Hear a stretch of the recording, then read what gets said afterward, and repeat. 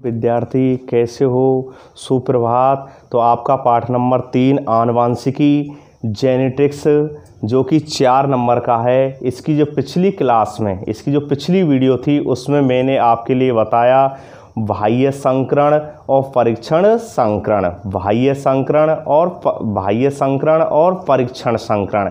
मैंने आपको बताया था कि बैक क्रॉस जो होता है, संकर पूर्वज जो संकरण होता है उसके 2 प्रकार होते हैं। नंबर 1 कौन सा होता है? आउट क्रॉस, जिसको बाह्य संकरण कहते हैं, और दूसरा कौन सा होता है फिर ये छात्रा टेस्ट क्रॉस, जिसको हम परीक्षण संकरण के नाम से जानते हैं।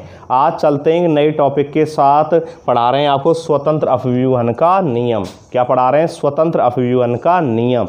तो ध्यान देना फिर ये छात्र छात्राओं, मैंने बताया था कि ग्रेगर जॉन मेंडल ने आनुवांशिकता के कितने नियम दिए थे? 3। कितने नियम दिए थे? 3, जिन्हें हम वंशानुगति के नियमों के नाम से भी जानते हैं। एक नियम कौन सा था? प्रभावता का नियम। दूसरा कौन सा बताया था? पृथक्करण का नियम। और नंबर तीसरा कौन सा है? स्वतंत्र अपव्यूहन का नियम। तो फिर ये छात्र छात्राओं दोस्तों ध्यान देना कि जो प्रभावता का नियम था और जो युग्मकों की शुद्धता का नियम था, इन नियमों के बारे में मैंने आपको पिछली वीडियो में इनके बारे में समझाया। यानी प्रभावता का नियम जो था और स्वतंत्र जो अपना पृथक्करण का नियम था, यानी प्रभावता का नियम और पृथक्करण का नियम। आज इस वीडियो में मैं स्वतंत्र अपव्यूहन के नियम के बारे में समझाऊंगा। तो देखिए प्रिय छात्र छात्राओं ध्यान देना, प्रश्न इस प्रकार आता है कि स्वतंत्र अपव्यूहन का नियम क्या है, समझाइए। स्वतंत्र अपव्यूहन का नियम क्या है, समझाइए। तो ध्यान देना, समझना, उत्तर लिख के हैंड डालना, स्वतंत्र अपव्यूहन का नियम, और नोट करना कि यह नियम द्विसंकर संकरण पर आधारित है। यह नियम द्विसंकर संकरण पर आधारित है। इससे पहले मैं व्याख्या करने से पहले आपको एक बात बता दूं कि जो ग्रेगर जॉन मेंडल के जो वंशानुगति के कितने नियम थे? 3। उनमें से पहला नियम और जो दूसरा नियम है, पहला नियम कौन सा था? प्रभावता का नियम। और दूसरा नियम कौन सा है? अपना पृथक्करण का नियम, जिसे हम युग्मकों की शुद्धता का नियम या बीज संयोजन के नियम के नाम से भी जानते हैं। ये नियम जो थे दोनों, पहले और दूसरे, ये एक संकर संकरण पर आधारित हैं। किस पर आधारित हैं? एक संकर संकरण पर। आई बात समझें। एक संकर संकरण किसे कहते हैं? वह संकरण जिसमें केवल एक लक्षण की वंशानुगति का अध्ययन किया जाता है, उसे एक संकर संकरण कहते हैं। लेकिन जबकि जो तीसरा नियम है, तृतीय नियम है ग्रेगर जॉन मेंडल का, स्वतंत्र अपव्यूहन का नियम, यह द्विसंकर संकरण पर आधारित है। आई बात समझ, किस पर आधारित है? द्विसंकर संकरण पर आधारित है। और द्विसंकर संकरण आप जानते हैं वह संकरण जिसमें 2 लक्षणों की वंशानुगति का अध्ययन किया जाता है। कितने लक्षणों का? 2 लक्षणों की वंशानुगति का अध्ययन किया जाता है, उसे हम द्विसंकर संकरण कहते हैं। तो नोट करना, लिखना कि यह नियम द्विसंकर संकरण पर आधारित है। तो मैं लिख रहा हूं, यह नियम द्विसंकर संकरण पर। किस पर? यह नियम द्विसंकर संकरण पर। यह नियम द्विसंकर संकरण पर आधारित है। यानी यह नियम द्विसंकर संकरण पर आधारित है।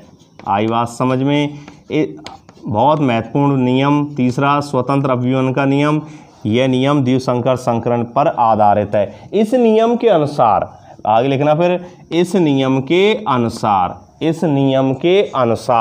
तो ध्यान देना, इस नियम के अनुसार, और इन्वर्टेड कॉमा में लिखना, इस नियम के अनुसार।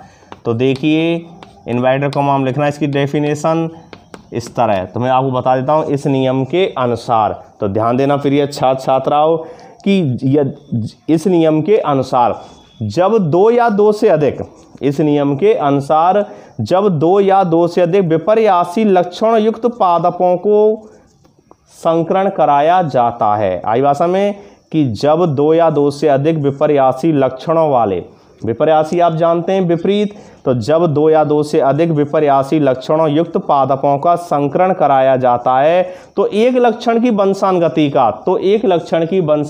का दूसरे लक्षण की वंशानुगति पर कोई प्रभाव नहीं पड़ता है। तो एक लक्षण की वंशानुगति का दूसरे लक्षण की वंशानुगति पर कोई प्रभाव नहीं पड़ता है। आई बात समझ में? तो फिर ये छात्र छात्राओं ध्यान देना, समझना, बहुत महत्वपूर्ण टॉपिक आपका ये। तो नंबर 1 इसमें लिखना कि यह नियम द्विसंकर संकरण पर आधारित है, और इस नियम के अनुसार कि जब 2 या 2 से अधिक विपर्यासी लक्षणों वाले पौधों के मध्य में संकरण कराया जाता है तो एक लक्षण की वंशानुगति का दूसरे लक्षण की वंशानुगति पर कोई प्रभाव नहीं पड़ता, यानी लक्षण कैसे हो जाते हैं, स्वतंत्र हो जाते हैं, इसलिए इसे स्वतंत्र अपव्यूहन का नियम कहते हैं। क्या कहते हैं इसे, स्वतंत्र अपव्यूहन का नियम कहते हैं। तो लिखना परिभाषा इस नियम के अनुसार, यानी जब दो या दो से अधिक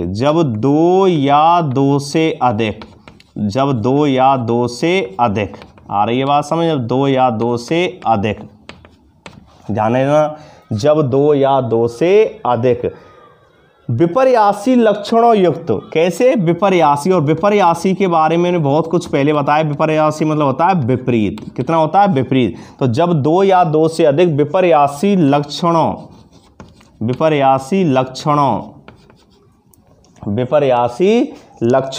आ रही बात समझ, विपर्यासी लक्षणों युक्त पादपों का संकरण कराया जाता है, पादपों का संकरण कराया जाता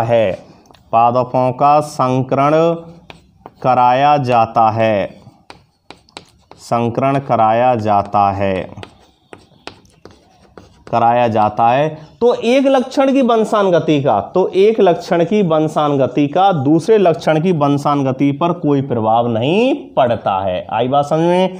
तो एक लक्षण की लिखना इसमें, तो एक लक्षण की वंशानुगति का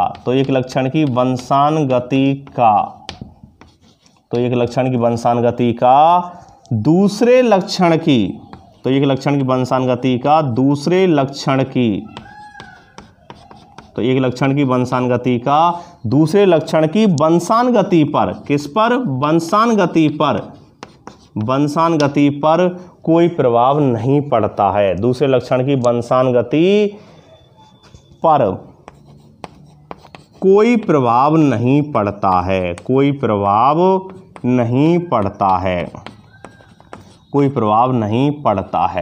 आई बात समझ में, ध्यान देना प्रिय छात्र छात्राओं। तो दूसरे लक्षण की वंशानुगति का कोई प्रभाव नहीं पड़ता है, इसे ही क्या कहते हैं, इसे ही स्वतंत्र अपव्यूहन का नियम कहते हैं। लिख लेना, इसे ही स्वतंत्र अपव्यूहन का नियम कहते हैं, इसे स्वतंत्र अपव्यूहन का नियम कहते हैं, आई बात समझ में। तो ध्यान देना, बहुत महत्वपूर्ण आपका तीसरा नियम जो चल रहा है, तृतीय नियम ग्रेगर जॉन मेंडल का, कि यह नियम द्विसंकर संकरण पर आधारित है। और इस नियम के अनुसार जब दो या दो से अधिक विपर्यासी लक्षणों युक्त पादपों का संकरण कराया जाता है, तो एक लक्षण की वंशानुगति का दूसरे लक्षण की वंशानुगति पर कोई प्रभाव नहीं पड़ता है, इसे स्वतंत्र अपव्यूहन का नियम कहते हैं। दो लक्षणों का मतलब क्या हो गया, मैंने बताया था कि ग्रेगर जॉन मेंडल ने यानी 7 प्रकार के विपर्यासी लक्षणों का चयन किया था, जैसे पादप की ऊंचाई, पुष्प की स्थिति, परिपक्व फली की आकृति, अपरिपक्व फली का रंग, पुष्प का रंग, बीज की आकृति, बीज का रंग। तो इनमें 7 लक्षणों में से कितने का चुनाव किया था, 2 लक्षणों का, दो लक्षणों का चुनाव किया था। इसलिए कहते हैं यह नियम द्विसंकर संकरण पर आधारित है। उसमें तो हम केवल क्या ले रहे थे, प्रभावता के नियम और पृथक्करण नियम, केवल एक लक्षण, जैसे पादप की ऊंचाई। इसमें हमें 2 लक्षण लेके चलने हैं साथ में, एक जैसे पादप की ऊंचाई ले ली, तो दूसरा क्या लेना पड़ेगा, पुष्प की स्थिति। चाहे हमने ले ली बीज की आकृति, तो दूसरा क्या लेंगे, बीज का रंग। तो एक साथ 2 लक्षणों का अध्ययन करते हैं, इसलिए यह नियम द्विसंकर संकरण पर क्या होता है, आधारित होता है। आई बात समझ में। इसलिए इसे स्वतंत्र अपव्यूहन के नियम के नाम से जानते हैं, क्योंकि इसमें क्या होता है कि विभिन्न लक्षणों के जो युग्म विकल्पी होते हैं, विभिन्न लक्षणों के क्या होते हैं, युग्म विकल्पी होते हैं, एक दूसरे के प्रति क्या होते हैं, स्वतंत्र रूप से व्यवहार करते हैं। इसमें स्वतंत्र अपव्यूहन के नियम जो है उसमें ध्यान देना, इतना आपने लिख लिया, उसके बाद इसमें ध्यान देना कि विभिन्न लक्षणों के जो युग्म विकल्पी होते हैं, विभिन्न लक्षणों के क्या होते हैं, युग्म विकल्पी होते हैं, एक दूसरे के प्रति कैसे होते हैं, स्वतंत्र रूप से व्यवहार करते हैं। कैसे करते हैं, स्वतंत्र रूप से व्यवहार करते हैं या स्वतंत्र रूप से अपव्यूहित होते हैं, इसलिए इसे स्वतंत्र अपव्यूहन का नियम कहते हैं। यानी एक लक्षण की वंशानुगति का दूसरे लक्षण की वंशानुगति पर कोई प्रभाव नहीं पड़ता है, स्वतंत्र रूप से क्या हो जाते हैं, अपव्यूहित हो जाते हैं, इसलिए इसे स्वतंत्र अपव्यूहन के नियम के नाम से जानते हैं। आई बात समझ में। आगे चलिए, उदाहरण द्वारा समझा रहा हूं, तो फिर ये छात्र छात्राओं ध्यान देना। उदाहरण में समझना कि जब मटर के कितने लक्षण लेने, 2 लेने। तो जब मटर के, ध्यान देना उदाहरण में, जब मटर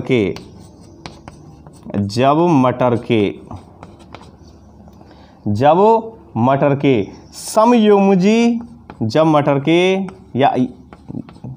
या यदि लगा के लिख लेना, यदि मटर के, कैसे भी लिख लेना, जब मटर के समयुग्मजी पीले और गोलाकार, कैसे ले रहे हैं, पीले और गोलाकार, 2 लक्षण चुने हैं। एक दो चुना है हमने, बीज का क्या चुना है, बीज का हमने सुना है रंग, और बीज के रंग का प्रभावी लक्षण कौन सा होता है, जो मैंने सारणी में बताया था पहले, पीला होता है। और अप्रभावी कौन सा होता है, हरा होता है। और एक हमने क्या चुनी है, बीज की आकृति, तो बीज की आकृति का प्रभावी क्या होता है, गोलाकार, और अप्रभावी क्या होता है, झुर्रीदार, क्या होता है, झुर्रीदार। तो हमने सुने हैं 2 लक्षण, एक तो क्या चुना है, बीज का रंग, और एक दूसरा क्या चुना है, बीज की आकृति। क्या चुनी है, बीज की आकृति। आई भाषा में बीज का रंग पीला और हरा, आकृति गोलाकार और झुर्रीदार। तो जो प्रभावी लक्षण है और अप्रभावी लक्षण क्या होते हैं, प्रभावी लक्षण क्या होंगे इसमें, पीले और गोलाकार, अप्रभावी लक्षण क्या होंगे इसमें, हरा और झुर्रीदार। तो वही बात मैं लिख रहा हूं कि जब मटर के समयुग्मजी, कैसे समयुग्मजी, पीले गोलाकार,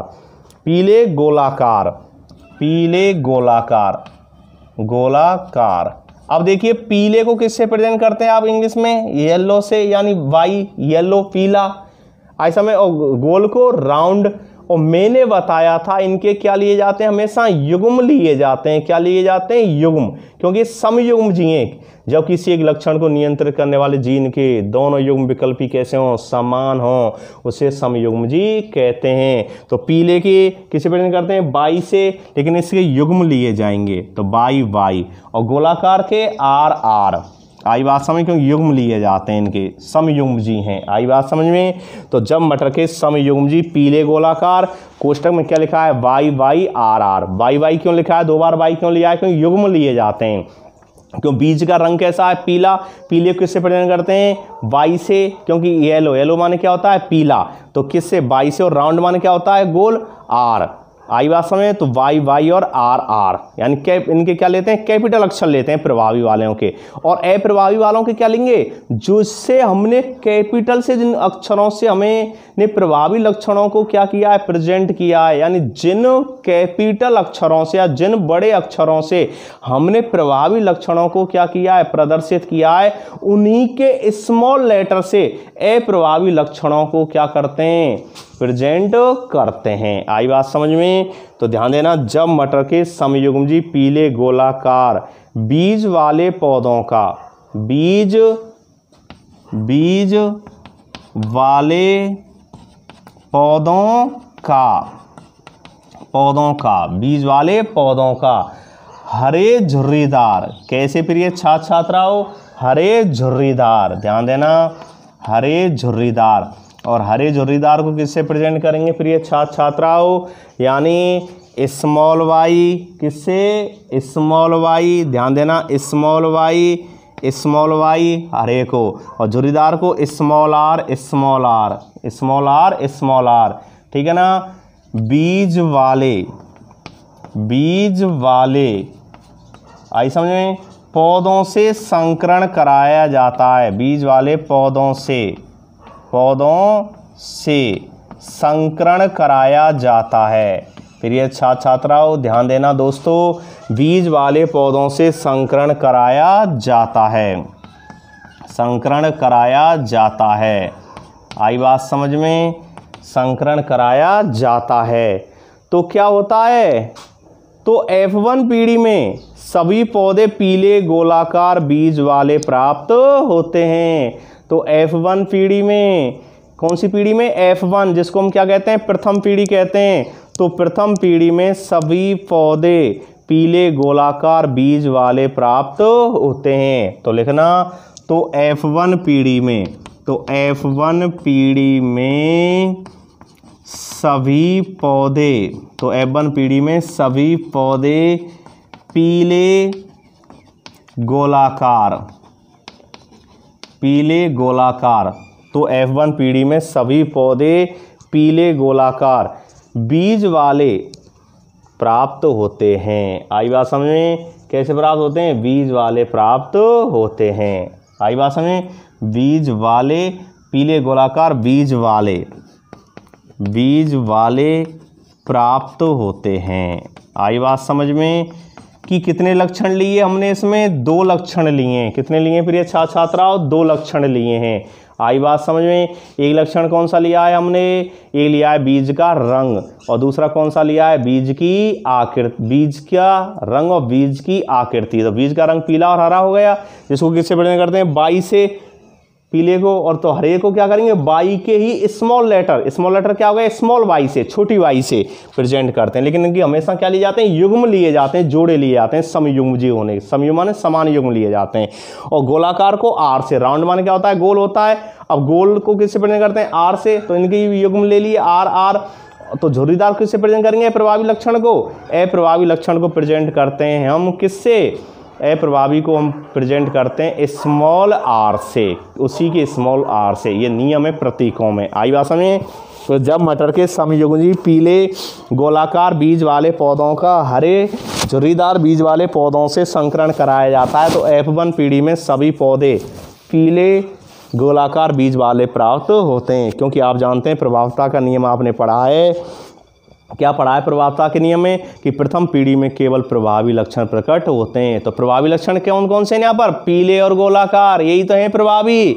बीज के रंग में कौन सा होता है प्रभावी? पीला, और बीज की आकृति में क्या होता है? गोल। तो पीले गोलाकार प्राप्त हो गए, दोनों कैसे हो गए? प्रभावी लक्षण हो गए। कौन से हो गए? दोनों प्रभावी लक्षण हो गए। आई बात समझ में? तो केवल प्रभावी लक्षण प्रकट होते हैं, अप्रभावी लक्षण प्रकट नहीं होते हैं। आई बात समझ में? लेकिन जब F1 पीढ़ी में परस्पर क्या कराएंगे? स्वपरागण कराएंगे, तो कौन सी पीढ़ी प्राप्त होगी? F2 पीढ़ी प्राप्त होगी। कौन सी होगी? F2। लेकिन तो F2 पीढ़ी में जो युग्मक हैं वो क्या हो जाते हैं? स्वतंत्र हो जाते हैं, यानी एक लक्षण की वंशानुगति का दूसरे लक्षण की वंशानुगति पर कोई प्रभाव नहीं पड़ता है। आई बात समझ में? तो देखिए कैसे, इसको मैं समझा रहा हूं। तो देखो पीले गोलाकार कैसे लिए हमने? पीले गोलाकार। आई बात समझ? अब पीले गोलाकार को किससे प्रेजेंट किया हमने? ध्यान देना, capital Y, capital Y, capital R. आई बात समझ में? इनके मध्य में क्या कराना है? संकरण। किससे संकरण कराना है? हरे झुर्रीदार से। किससे कराना है? हरे झुर्रीदार से। हरे को किससे प्रेजेंट करते हैं? Small Y, small R. आई बात समझ में? अब कौन सी पीढ़ी हो गई है? F1 पीढ़ी। कौन सी हो गई? ये अपनी जनक पीढ़ी हो गई। इनसे हम क्या पीढ़ी प्राप्त करेंगे? F1 पीढ़ी तो प्राप्त करेंगे, लेकिन कौन सी पीढ़ी है? जनक पीढ़ी, जिनको हम P पीढ़ी के नाम से भी जानते हैं। किसके नाम जानते हैं? P पीढ़ी। जनक B पीढ़ी कह देते हैं, P पीढ़ी कह देते हैं, क्योंकि हमने 2 प्रकार लक्षण चुने। एक तो बीज की आकृति और एक बीज का रंग। रंग में कौन से होते हैं? पीले और हरे होते हैं, और आकृति में गोलाकार और कैसे होते हैं? झुर्रीदार होते हैं। आई बात समझ में दोस्तों? आगे चलते हैं। अब इनका हमने क्या तैयार करना है? युग्मक तैयार करने हैं। क्या करते हैं? युग्मक। और मैंने बताया था युग्मक तैयार करते समय जब समयुग्म जी हैं वो समान है, तो देखो वाई कैसी हैं? 2 वाई हैं। कैसी हैं? कैपिटल। तो कितनी वाई आएंगी? 1। पहले भी बताया मैंने पृथक्करण का नियम। आर कितने? 2 हैं, क्योंकि जनक पीढ़ी में यानी क्या लेते हैं? समयुग्म जी हैं। आर गोलाकार, तो कितने? 2। उनमें से क्या लेंगे युग्मक के समय? केवल 1 लेते हैं। 1 ले लिया। आई बात समझ? इसी तरह इधर तो देखो हरे को प्रेजेंट क्या कर रही है? Small Y. युग्मक के समय तैयार करते समय कितनी वाई आएंगी? 1। झुर्रीदार को किस प्रेजेंट? Small are. युग्मक के समय केवल कितने आते हैं? 1, क्योंकि जब समयुग्म जी होते हैं तो उनमें से युग्मक के समय केवल 1 ही युग्म लिया जाता है। तो ये क्या हो गए? युग्मक हो गए। क्या हो गए? युग्मक। अब इनमें क्या कराना है? क्रॉस कराना है। तो कौन सी पीढ़ी प्राप्त होगी? प्रथम पीढ़ी। तो देखो इसका गुणा इसके साथ कराओ तो क्या तैयार हो जाएगा? By small Y capital R small R. तो ये F1 पीढ़ी तैयार हुई कि नहीं हुई? इनका परस्पर हमने क्या करा दिया? क्रॉस करा दिया। परस्पर हमने क्या करा दिया? परस्पर इनका हमने क्रॉस करा दिया। आई बात समझ? इधर से इधर इनका हमने परस्पर क्रॉस करा दिया, और कौन सी पीढ़ी तैयार हो गई? ये F1 पीढ़ी। तो F1 पीढ़ी में, इसमें F1 पीढ़ी में सभी पौधे कैसे प्राप्त हुए? पीले गोलाकार। कैसे प्राप्त हुए? पीले गोलाकार। आई बात समझ में? पीले गोलाकार प्राप्त हो गए।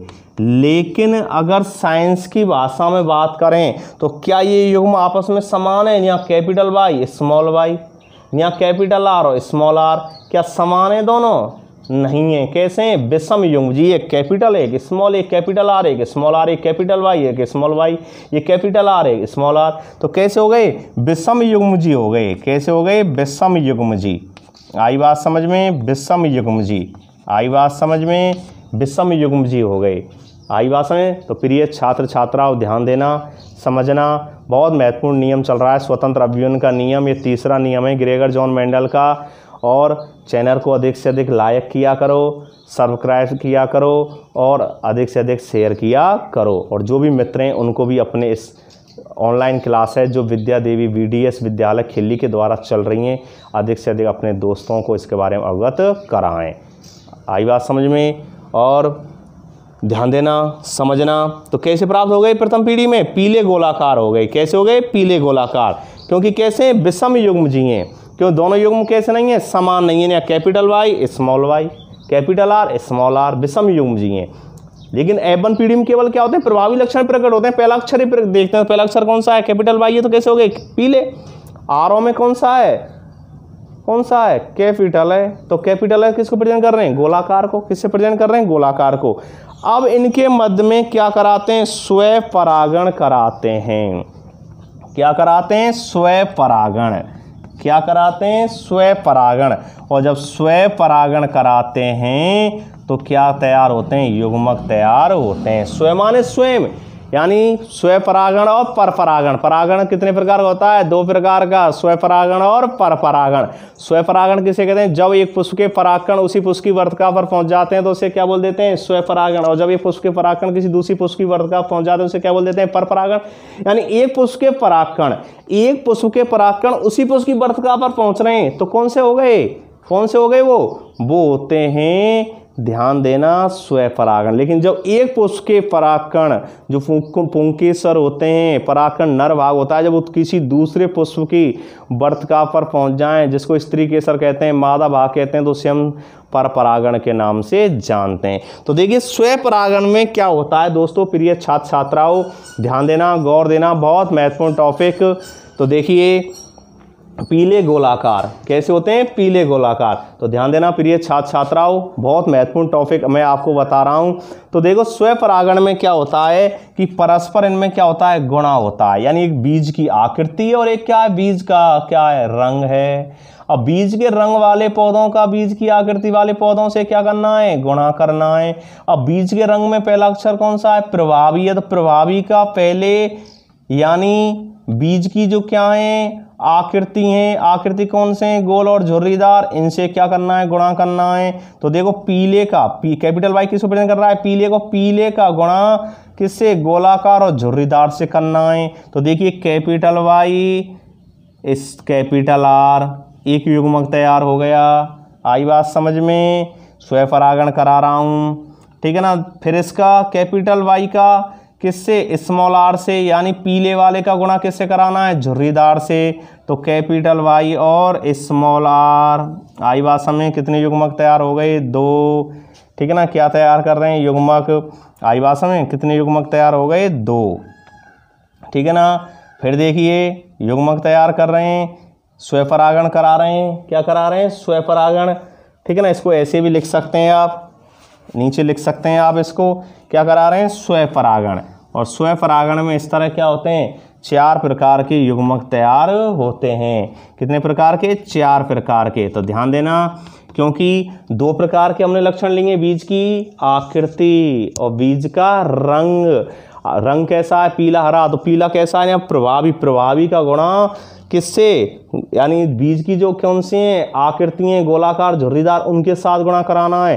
फिर अप्रभावी कौन सा है? अपना हरा। हरे का गुणा किससे कराना है? फिर गोलाकार और झुर्रीदार से।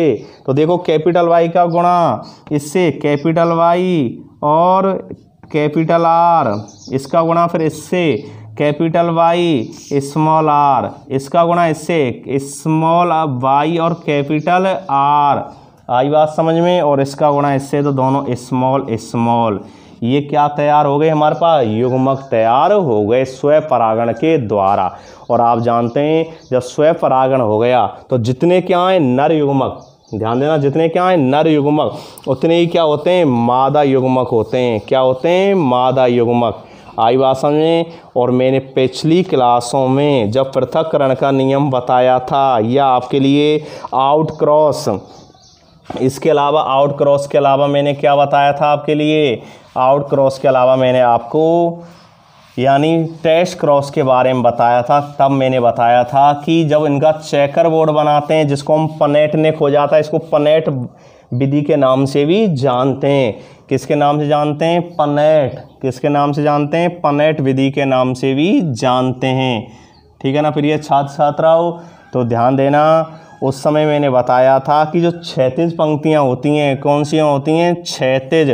तो क्षैतिज पंक्तियों में किसको लिखते हैं, नर को। और जो क्या होता है अपना, क्या होता है अपना, क्षैतिज पंक्तियों के अलावा क्या होते हैं, जो लंबवत होती हैं, जो ऊपर से नीचे इस तरह, ऊपर से नीचे इस तरह, ऊपर से नीचे वो लंबवत होती हैं। और लंबवत में किसको लिखते हैं, नर को।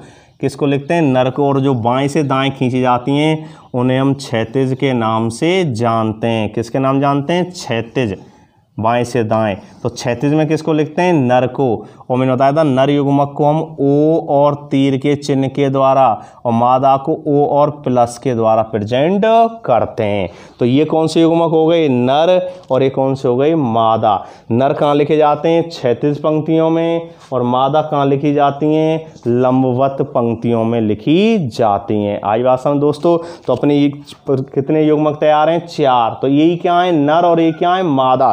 तो पहले नर की तरफ लिख लो इनको, और फिर मादा की तरफ। तो चारों लिखो।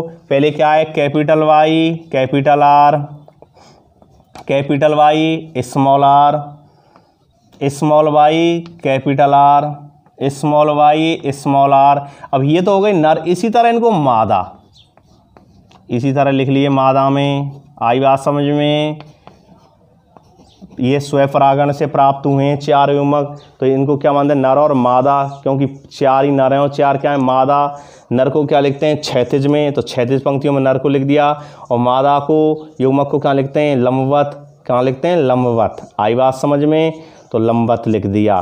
फिर ये छात्र छात्राओं, अब इनका आपस में क्या कराना है, संकरण कराना है। संकरण का अर्थ जानते हैं आप, क्या कराना है, गुणा कराना है। क्या कराना है, गुणा। तो गुणा करना है। तो देखिए इसका गुणा इन चारों के साथ। तो देखिए इसका गुणा कैपिटल वाई, कैपिटल वाई, क्यों समान समान को साथ लिखना, कैपिटल वाई और कैपिटल वाई, और आर आर दोनों कैपिटल हो गई। अब देखो कैपिटल वाई और कैपिटल आर का गुणा कैपिटल वाई और स्मॉल आर से साथ करना है। तो क्या आएगा, कैपिटल वाई, आर कैपिटल और स्मॉल आर। अब इसका गुणा तो capital small, capital R, capital R. अब इसका गुणा इसके साथ तो कैपिटल वाई, स्मॉल वाई, और कैपिटल आर, स्मॉल आर। अब इसका गुणा इसके साथ, इस capital capital, capital small, capital capital, small small.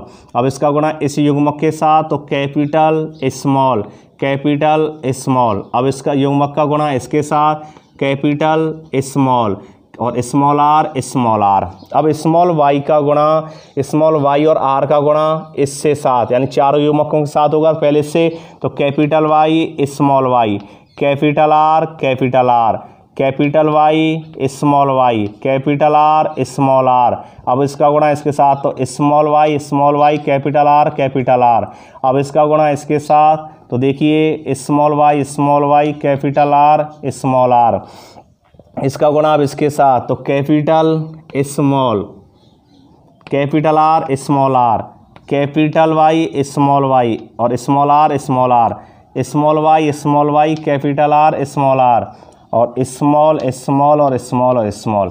इस तरह हमें कुल कितने पौधे प्राप्त हुए, 16 प्राप्त हुए। इस तरह गुणा कर लेना, क्रॉस हो रहा है नर का गुणा मादा के साथ। आई बात समझ में। अब इनके हमें क्या निकालने, ये किसको प्रेजेंट करना है, स्वतंत्र अवयवों के नियम को। अब इसको हमें क्या निकालना है इसका, अब हमें इसका क्या निकालना है, लक्षण प्रारूप और जीन प्रारूप निकालना है। लक्षण प्रारूप और जीन प्रारूप।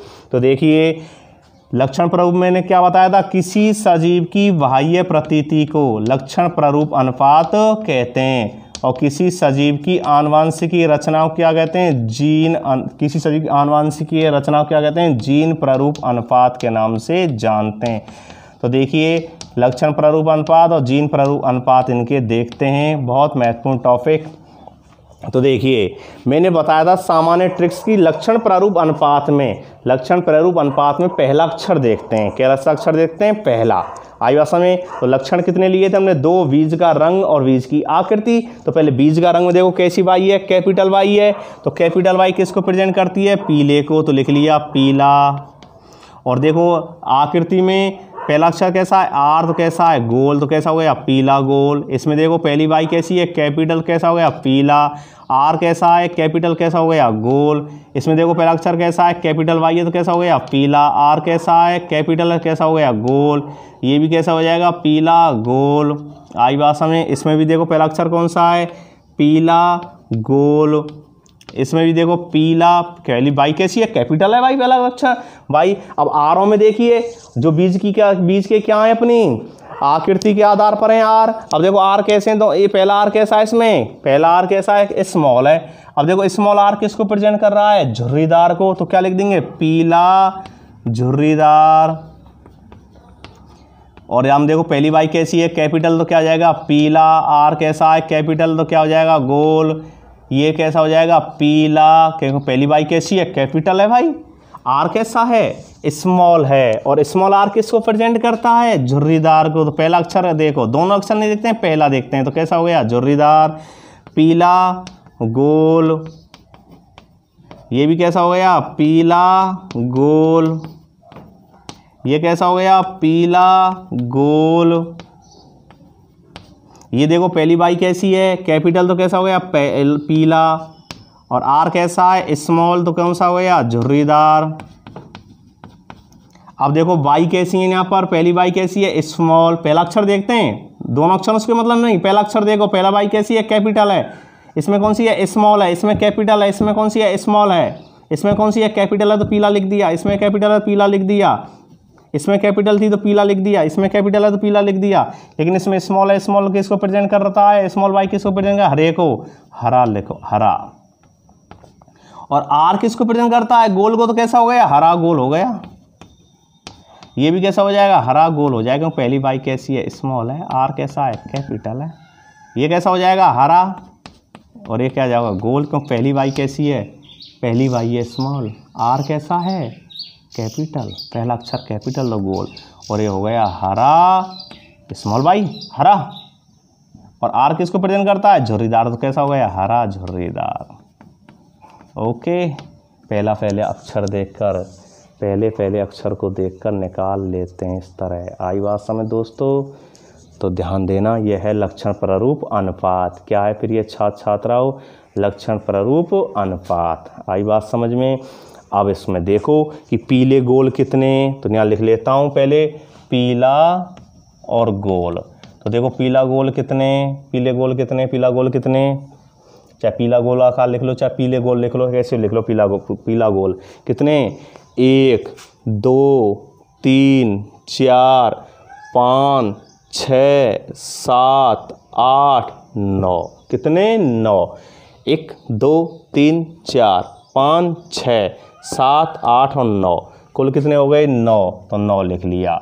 अनुपात लगाना, अनुपात लगा दिया। तो पीले गोल के बाद चलिए कौन से आते हैं, पीला झुर्रीदार। कौन से हैं, पीले झुर्रीदार। तो देखो पीले झुर्रीदार में कौन से हैं, पीला, पीले झुर्रीदार लिख लेना, पीले झुर्रीदार। अब देखो पीले झुर्रीदार में कितने, पीले झुर्रीदार में हैं आपके पास 3, कितने नज़र आ रहे हैं आपको, 3 नज़र आ रहे होंगे प्रिय छात्र छात्राओं दोस्तों, कितने नज़र आ रहे हैं 3। तो देखिए पीला झुर्रीदार कितने, 3, कौन कौन से हैं, 1 2 3 आ रहे हैं ना नज़र, 1 इस तरह नंबर डाल देता हूँ समझाने के लिए, 2 आप नंबर मत डालना, 1 2 3, ठीक है ना, कितने हो गए 3, तो कितने हो गए 3। आगे चलिए आप कौन से शेष रह गए, पीले गोल सब ले लिए, पीले झुर्रीदार ले लिए, अब बचता है अगला कॉलम, आइए हरा गोल। तो हरा गोल कितने 3 है, 1 2 और 3, कितने 3 है। तो अनुपात लगाना, क्या लिखेंगे, हरा और गोल या हरा गोलाकार, एक ही बात है, हरा और गोल कितने 3, अनुपात लगाना। और लास्ट में क्या बचा, हरा झुर्रीदार, क्या बचा, हरा झुर्रीदार। और हरा झुर्रीदार कितने 1 हैं, कितना है 1 है। तो 9:3:3:1, 16 पौधे हैं तो 9 और 3 12, 3 15 और 1 16। 9 पौधे कैसे हैं? पीला गोल। 3 कैसे हैं? पीले झुर्रीदार। 3 कैसे हैं? हरा गोल। और 1 कैसा है? हरा झुर्रीदार। तो ये तो हो गया दोस्तों लक्षण प्रारूप अनुपात। अब देखते हैं जीन प्रारूप अनुपात, और जीन प्रारूप अनुपात में हम देखते हैं आनुवंशिकीय रचना। तो देखिए प्रिय छात्राओं, दोनों अक्षर देखते हैं। तो देखो इसमें कैपिटल वाई और कैपिटल वाई, क्योंकि मैंने बताया था देसी ट्रिक्स में बताई थी आपके लिए पृथक्करण के नियम में और उनमें आउट क्रॉस और टेस्ट क्रॉस में, कि दोनों अक्षर देखते हैं। दोनों देखिए युग्म के दोनों अक्षर देखते हैं। तो यहाँ पर 2 लक्षण लिए, एक तो बीज की आकृति और बीज के रंग, तो चारों देखने होंगे। तो देखिए चारों कैपिटल, देखो ये भी कैपिटल, ये भी कैपिटल, ये और कैपिटल और ये भी कैपिटल। तो शुद्ध गोल हैं और शुद्ध ही कैसे हैं? पीले हैं। ऐसा कहीं और नजर आ रहा है इसमें? नहीं आ रहा होगा। आ रहा है क्या? नहीं आ रहा है। वैसे इसकी ट्रिक्स होती है जीन अनुपात की, सीधा लिख देते हैं 12 24 12 12 1, 12 24 12 12 1, अनुपात लगा के 12 24 12 12 1, 12 24 12 12 24 12 12 1, कुल कितने हो जाते हैं? 16। लेकिन कौन कैसे हैं इनके बारे में आपको बता रहा हूँ। तो देखिए capital Y, capital Y, capital R, capital R, कितने पौधे हैं इसमें पूरे? उसमें चेक बोर्ड में देखो एक ही नज़र आ रहा है। तो यहाँ लिख देंगे capital Y, capital Y, capital R, capital R, अनुपात लगा क्या लिख देंगे? 1 है। कितने से? 1 हैं। आई बात समझ में? आगे चलिए, दूसरा कौन सा है? कैपिटल वाई और कैपिटल वाई, कैपिटल आर और स्मॉल आर। तो देखिए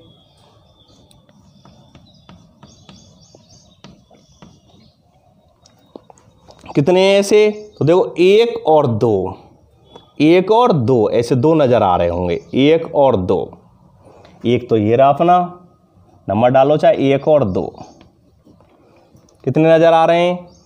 2 नज़र आ रहे हैं। कितने नज़र आ रहे हैं? 2। आई बात समझें? तो क्या लिख देंगे? 2 लिख देंगे। फिर अनुपात लगाना। तीसरे कॉलम पर चलो, कैपिटल वाई है और स्मॉल वाई है और कैपिटल आर है और कैपिटल आर है। तो लिख लेते हैं पहले। तो देखो capital Y small Y, capital R capital R. तो देखो कितने ऐसे पौधे होंगे? देखो एक तो एरा, 1 और 1 एरा, 1 एरा आ रही समझ? यहाँ भी 1 डाल दें और यहाँ पर भी 1 डाल दें पहचान के लिए। 1 और 2 कितने हो गए? 2 हो गए। तो 2 लिख देंगे। आगे चलिए अनुपात। तो देखो एक 3 कॉलम क्लियर हो गए, 1 2 3। अगले कॉलम में देखिए कैपिटल वाई और स्मॉल वाई, कैपिटल आर और स्मॉल आर। तो कुल पौधे कितने से? 4 होंगे। 1 2 3 और 4, कितने? 4 हैं। तो क्या लिख देंगे? 4। आया समझ दोस्तों? क्या आ गया? 12 24। आया कि नहीं आया? 12 24। चलिए फिर आगे अनुपात लगाते हैं। फिर अनुपात लगा दिया। अनुपात लगाने के बाद फिर लिखते हैं। तो देखिए ये कॉलम क्लियर हो गया, ये कॉलम, ये कॉलम, ये कॉलम। चलिए इस कॉलम पर तो देखिए कैपिटल वाई, स्मॉल आर, कितने दोस्तों ऐसे? गौर देना, कितने नज़र आ रहे हैं आपको? ध्यान देना कितने नज़र आ रहे हैं इसमें? 1 नज़र आ रहा है। यही है क्या? नहीं है? एक ही नज़र तो है। तो 1 लिख देंगे यहाँ पर। क्या लिख देंगे? 1। अनुपात, ये कॉलम क्लियर हो ही गया। अगला चलिए capital small Y, small R. तो देखो इसमें कितने नज़र आ रहे हैं आपको? 2 नज़र आ रहे होंगे। 1 ये नज़र आ रहा और 1 नज़र ये आ रहा। तो लिख दो 2 अनुपात। अब देखो small Y capital R, small Y capital, देखिए स्मॉल वाई कैपिटल आर, कितने नज़र आ रहे हैं आपको? 1। तो 1 लिख दिया। अनुपात लगाओ। अब देखो स्मॉल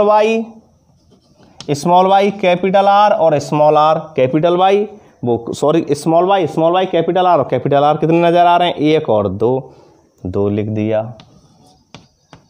लास्ट में क्या बचा? स्मॉल वाई स्मॉल आर, यानी शुद्ध हरे हैं और शुद्धि कैसे हैं? झुर्रीदार हैं, क्योंकि दोनों स्मॉल हैं, शुद्ध हैं। ये शुद्ध हैं, कैसे हैं, ये शुद्ध कैसे हैं, हरे तो हैं लेकिन गोल नहीं है, क्योंकि ये कैपिटल और एक ऐसा स्मॉल है। तो देखिए अनुपात आएगा नहीं, 12 24 12 12 1, कुल 16 पौधे हुए कि नहीं, 1 और 2 3 और 2 5 9 10 12 13 15 और 1 16। तो ये हो गए लक्षण प्रारूप। आई बात समझें। लक्षण प्रारूप यानी किसी सजीव की आनुवांशिक रचना को, आनुवांशिक रचना मतलब वास्तव में शुद्ध कितने अशुद्ध कितने, क्योंकि इसमें आप जानते हैं एक लक्षण की वंशानुगति का दूसरे लक्षण की वंशानुगति पर कोई प्रभाव नहीं पड़ता है। लक्षण प्रारूप में क्या होते हैं, केवल पहला अक्षर देखते हैं। तो देखो पहला अक्षर कैपिटल था आर, और दूसरे में देखो कैपिटल क्या है आर और कैपिटल वाई। तो दो लक्षण लिए इसमें, एक बीज का रंग लिया, एक बीज की क्या ली है आकृति ली है, एक बीज का रंग लिया, एक बीज की क्या ली है आकृति ली है। बीज का रंग कौन कौन से होते हैं, पीला और गोल, पीला और हरा, और आकृति में क्या है गोल और झुर्रीदार। तो पहले पहले अक्षर देखते हैं दोनों लक्षणों के। तो 9 पीले गोल हैं, 3 पीले झुर्रीदार हैं, 3 हरे गोल हैं और एक हरा कैसा है झुर्रीदार है। आई बात समझ। तो यह स्वतंत्र अभिन्न का नियम, क्योंकि देखिए युग्मक पृथक पृथक हुए कि नहीं, शुरुआत में कितने लक्षण लिए हमने 4 लिए थे, पीले गोल हरे और झुर्रीदार। तो देखिए हर तरह का बीज प्राप्त हुआ कि नहीं हुआ है, पीले गोल भी प्राप्त हो गए, हरे और झुर्रीदार भी प्राप्त हुए हैं, पीले और झुर्रीदार भी प्राप्त हुए हैं, और हरा और गोल भी प्राप्त हुआ है। आपस में क्रॉस हुआ है कि नहीं हुआ है, स्वतंत्र हो जाते हैं युग्मक। एक लक्षण की वंशानुगति का दूसरे लक्षण की वंशानुगति पर कोई प्रभाव नहीं पड़ता है। आई बात समझ दोस्तों। तो ध्यान से इसको याद करना, नोट करना और बहुत ध्यान से इसको समझना। 1-2 बार में अपना रफ कॉपी में इसको फिर देखना, बहुत अच्छी तरह समझ में आया। आशा करता हूँ बहुत अच्छी तरह से एक टॉपिक आपकी समझ में आया होगा। और ये आपका ग्रेगर जॉन मेंडल का तीसरा नियम। और अगला टॉपिक इसमें जो है मेंडल की जो वंशानुगति के नियम है उनका महत्व। तो अगली क्लास में मिलते हैं एक नए टॉपिक के साथ, जो है मेंडल की वंशानुगति के नियमों का महत्व। Okay, thanks.